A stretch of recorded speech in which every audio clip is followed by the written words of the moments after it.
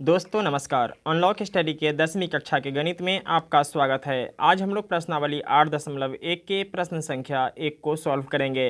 अगर आपको ये वीडियो अच्छा लगता है तो एक लाइक कर दीजिएगा और चैनल पर नए हैं तो चैनल को सब्सक्राइब करके बेल आइकन को प्रेस कर दीजिएगा, जिससे कि हर आने वाली वीडियो का नोटिफिकेशन आपको समय समय पर मिलती रहे। तो आइए वीडियो शुरू करते हैं। प्रश्न संख्या 1 है, त्रिभुज ABC में जिसका कोण B समकोण है, AB बराबर 24 सेंटीमीटर और BC बराबर 7 सेंटीमीटर है। निम्नलिखित का मान ज्ञात कीजिए। यहाँ दो भाग दिया गया है। पहले भाग में साइन A और कॉस A का मान निकालना है और दूसरे भाग में साइन C और कॉस C का मान निकालना है। दोस्तों आपका सवाल कह रहा है त्रिभुज ABC में जिसका कोण B समकोण है, तो इससे तो ये स्पष्ट हो गया कि हमें समकोण त्रिभुज बनाना है। तो आइए सबसे पहले समकोण त्रिभुज बनाते हैं। त्रिभुज बना लिया। अब कह रहा है जिसका कोण B समकोण है, तो इस कोण को हम समकोण कहते हैं क्योंकि ये 90 डिग्री का होता है और B समकोण है, इसलिए इस कोण का नाम दे देते हैं B। इस कोण का नाम हो गया B। A और C आप कहीं भी रख सकते हैं, कोई दिक्कत नहीं है। तो आइए हम A को यहाँ रख लेते हैं और C को यहाँ रख लेते हैं। तो क्या हो जाएगा, ABC और B समकोण हो गया। फिर सवाल पढ़ते हैं। अब AB कह रहा है 24 सेंटीमीटर, तो AB तो यही है ना, तो यहाँ हम लिख देते हैं 24 सेंटीमीटर। अब कह रहा है BC बराबर 7 सेंटीमीटर, तो B से C A वाला लाइन है, तो यहाँ हम डाल देते हैं 7 सेंटीमीटर।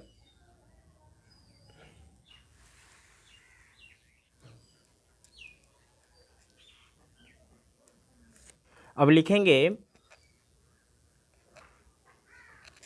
चित्रानुसार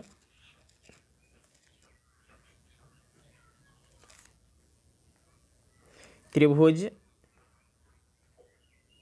ABC एक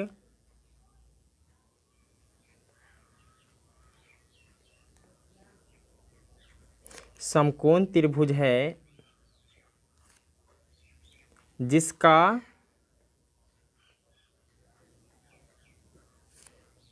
कोण B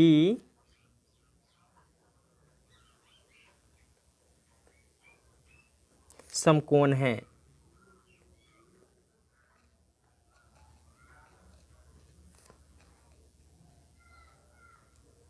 AB बराबर कितना है, 24 सेंटीमीटर है और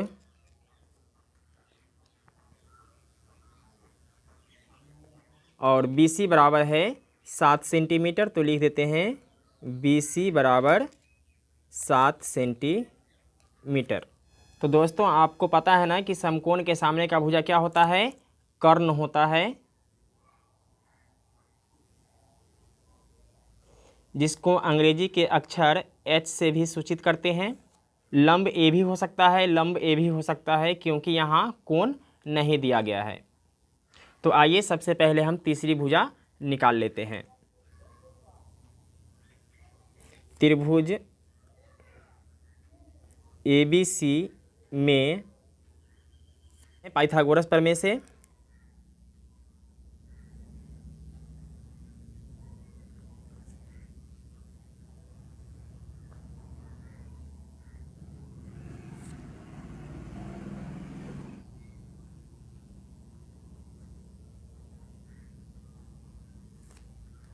क्या होता है, कर्ण का वर्ग होता है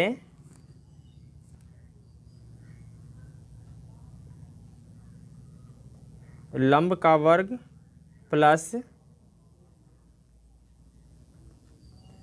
आधार का वर्ग।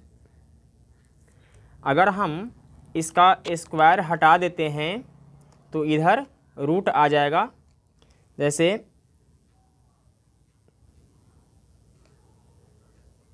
कर्ण बराबर हो जाएगा रूट अंडर लंब का स्क्वायर प्लस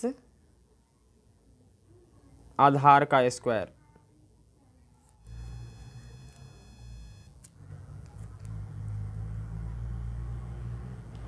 तो अब हमें करना है लंब का स्क्वायर, और लंब हमें पता नहीं है कि इसको रखें या इसको रखें। खैर कोई बात नहीं है, दोनों का स्क्वायर करना है और दोनों को जोड़ना है, इसलिए हम किसी को भी लंब मान लेते हैं। चलिए हम इसे लंब मान लेते हैं। तो क्या हो जाएगा, 24 का स्क्वायर प्लस 7 का स्क्वायर हो जाएगा आधार। तो जब 24 का स्क्वायर करेंगे तो हो जाएगा 576, और जब 7 का स्क्वायर करेंगे तो ये हो जाएगा 49।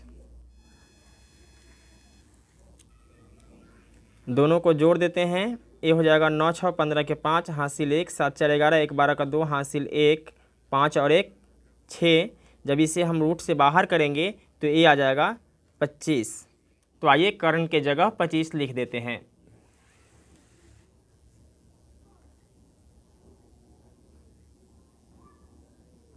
अब हमें मान निकालना है साइन ए और कॉस ए का।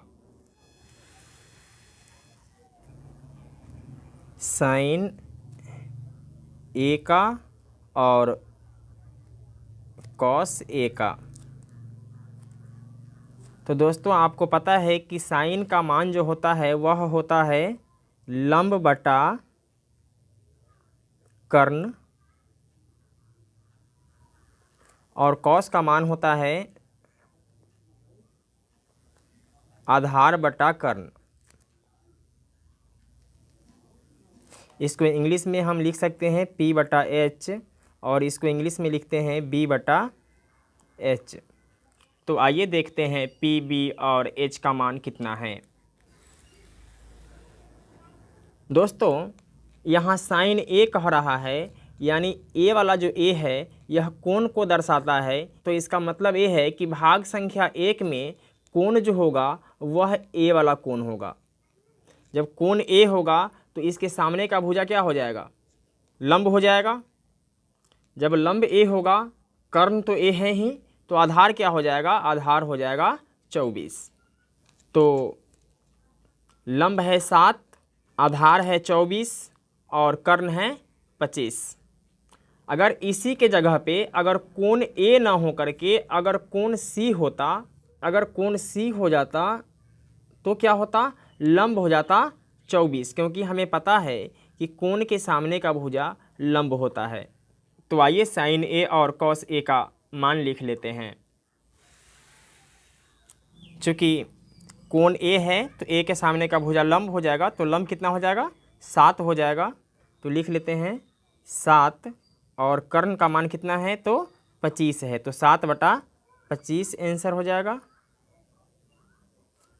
कॉस A का मान निकालना है, तो कॉस A का मान B बटा H होता है। तो जब लंब A होगा तो आधार क्या हो जाएगा, A वाला हो जाएगा, यानी B का मान हो जाएगा 24 और कर्ण का मान हो जाएगा 25। तो ये हो जाएगा 24 बटा 25।